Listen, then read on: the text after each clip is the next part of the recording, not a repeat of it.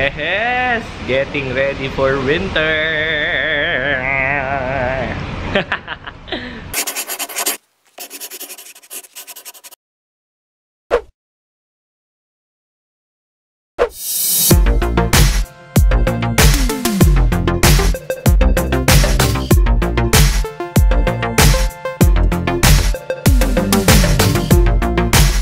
Hey guys!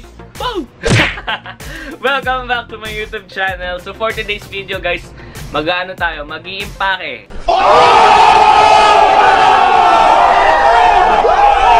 Yes guys, yun ang gagawin natin for today's video. And medyo nag-aayos-ayos na ako. Ninalabas ko na yung mga yung mga ibang gagamitin ko. Iba kasi dito nakatali na. Katulad nito yung mga malalaking jacket tsaka mga kapal para pag nilagay sila dun sa maleta, ang tawag dun, madali nang maayos. So yung ngayon, naayusin lang talaga natin yung gamit ko. Hindi ko alam kung may masasabi ba akong mga tips dito. Pero hindi ko rin alam kung tips ba to talaga sa pag-impake ng mga winter. Pero ito lang, gusto ko lang i-share sa inyo yung nangyayari pag nag-iimpake kami ng winter dito. So papatulong ako mamaya kay Yaya Lynn kasi ngayon tinatamad din ako. Alam nyo, sa totoo lang, hirap na hirap pa rin ako mamili kahit sobrang dami ko namang damit. Daling ko rin to sa winter. Yan, kasama na yan dyan. Hindi ko alam din kung magdadala ba ako. Ito, dadaling ko rin tong isang bag. So, for sure, dadaling ko rin tong isang leather jacket. Gulo-gulo na ng kwarto ko. Aray ko. Yan na siya. Si Yaya Lynn. Ito, kakatapos ko lang maglabas-labas pa ng ibang mga jacket at mga pants ko dito. So, dadagdagan natin yung mga nandoon pa sa labas. So, kanina may mga nilabas na yung mga pang-winter na sobra. Since tatagal ako ng mga 2 linggo, 2-3 linggo, 60. Mga 2 linggo lang pala, 2 linggo. Labas ako ng isang black, na isang navy blue, ng isang dark na jeans, na isang may pa-stripe, ng isang light na jeans. Tapos mamaya titingin-tingin pa ako ng ibang pants dun sa Actually, sobrang nagulo ko na siya, ayoko na. Usually, mga ganito yung kinuha ko. Meron tayo mga paganyan, mga sweatshirt, ito yung mga galing sa Moschino. Tapos so ito yung mga ibang cardigans, mga jacket, ayan, pang France, o diba, pang laban. Meron tayo ditong sweatshirt ulit, mga dating sale pa yan, makapal na jacket sa Levi's, Paris nga, ganyan, mga pang winter na may style, and yung mga luma kong jacket. So naisipan ko, ang dami ko na palang outfit, tapos parang kumpleto na rin pala ako. Paano siya i-impake lahat? Bala ko gamitin is isang maleta lang, yung color yellow ko na maleta. So, hindi ko talaga alam kung paano ko siya ayusin lahat-lahat. Hindi ko kasi alam kung paano ayusin yung mga makakapal na jacket. Dito tayo sa may labas namin, and dito ko nga ayusin yung maleta. Nalagay na yung iba, pero ito yung mga tiniklop kanina, yung mga tinali natin. Ayan, masyado na siyang madami. Siguro mga kasya dito, 7 na jacket. Itong mga nasa unahan, ito lang yung mga pandagdag na, kaya rin mga gloves, ganyan. So, napuno ko na yung isang lalagyan. Ito pa pala yung mga thermal natin. Ayan, yung mga binili sa Uniqlo na mga pangloob, ganyan. Marami pa yan sa loob, pero yung iba nalagay na ata. Wala pa akong dalang shoes nito. So, ito pa lang yung mga ito may mga headgear pa nga tayo dito. O, may mga puffer na ganyan. So, dadagdagan na lang yan siguro ng mga toiletries. So, ito naman pupunuin natin. So, ito na nga. Nalagay sa planggana yung mga ibang damit. Pinipilit pa rin namin ipagkasya yung iba. Ilalagay na natin dito yung mga ibang jacket at ito try natin siksikin sila. Pagpapatuloy muna natin ang pag-aayos. Yes! Getting ready for winter! Ito isa sa mga nabili ko sa Zara nung isang araw. Kasi diba nag-sale sa Zara? I believe I can fly. Ito na nga, pareho ng Haggard. Ano na?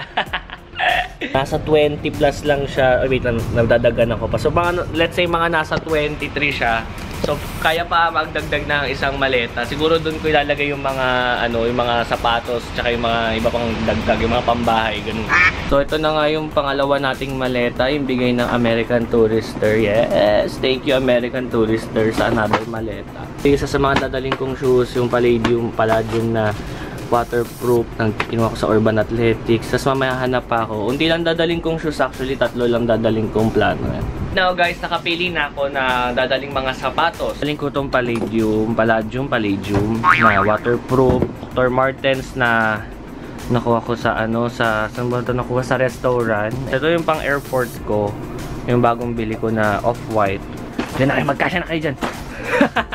Right now, dito tayo sa pag-aayos ng mga medyas. Yes. Napatawag ko lahat ng medyas na lumabas na lahat kasi halo-halo yung brief ko tsaka yung medyas. Yeah!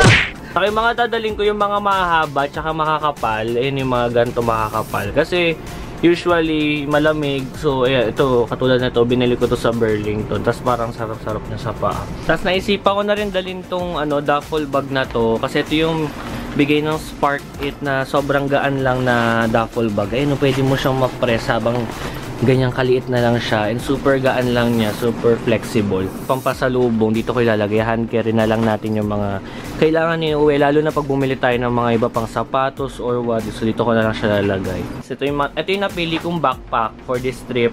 Maganda yung mga pupuntahan. So dapat maganda rin yung backpack natin. Nakuha ko to sa Fossil. And so ito na nga guys. Bumalik muna ako dito sa labas dahil nakalimutan ko pala magdala ng aking baon. Yes, ito yung favorite ko talagang mega tuna. Favorite ko to. Siguro guys, magdadala ako ng mga 5 cans, ganyan. Wow, pang breakfast. Kasi nga, ayun. Yung iba kasi, meron kasi kaming mga libre yung breakfast. Meron namang mga hindi. Kasi nga iba, collaboration lang. Tapos yung iba parang biglaan, mga biglaang binook lang. So, just in case pag nagutom, at least, di ba, may baon. Uy, mega tuna! Hello po dyan. So, ayan. Aray. Sakit. Meron tayong mga dala, mega tuna. And hindi ako nagbibiro. Sa totoo lang, dinagdadala talaga ako. Kasi diba nung last time, nagdala din talaga ako sa Greece. Tapos pag wala kaming makain ni Chris nun, ang kinakain namin yung color blue kasi sobrang sarap nga. So kasama, naluglog.